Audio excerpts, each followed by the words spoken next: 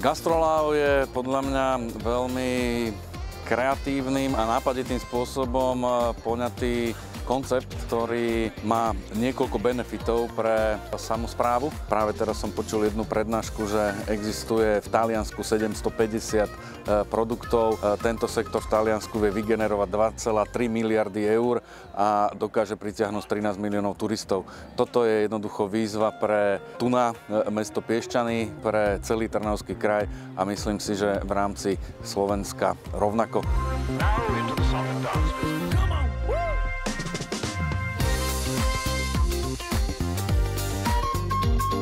Takéto eventy sú určite veľmi dôležité práve kvôli tomu, aby sa zišli všetci z gastronómie na jednom mieste a hlavne keď je kontakt ešte aj so študentami, tak je to naozaj benefit pre všetkých a dúfam, že takýchto eventov bude stále viac a viac.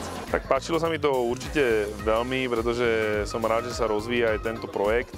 A oproti minulému roku je to zase zaujímavejší hostia a zbudzuje to taký väčší záujem. Za mňa super, vždycky takáto nejaká otvorená akcia, možnosť debaty je plodná určite. Ta hlavní myšlenka je each of us needs to improve not because we are not good enough, but because we can be better.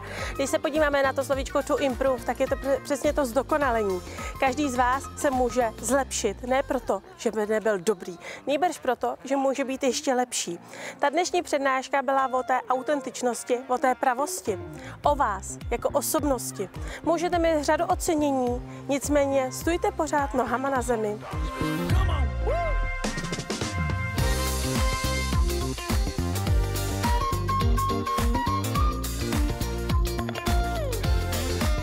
Ja si myslím, že Slovensko má veľmi kvalitných odborníkov, čo sa týka gastra. Z mojej strany možno hlavne bar a káva. A práve si myslím, že je veľmi dôležité, aby ľudia, ktorí sú v rámci tohto odvetvia úspešní, svoje pohľady ďalej zdieľali s ľuďmi, ako sú povedzme študenti stredných odborných škôl, aby vlastne celé to industry nejakým spôsobom sa vyvíjalo a fungovalo. A myslím si, že ich vplyv a ich zásah je naozaj veľmi dôležitý, aby ľudia videli motiváciu, aby ľudia videli, o čom gastro môže byť.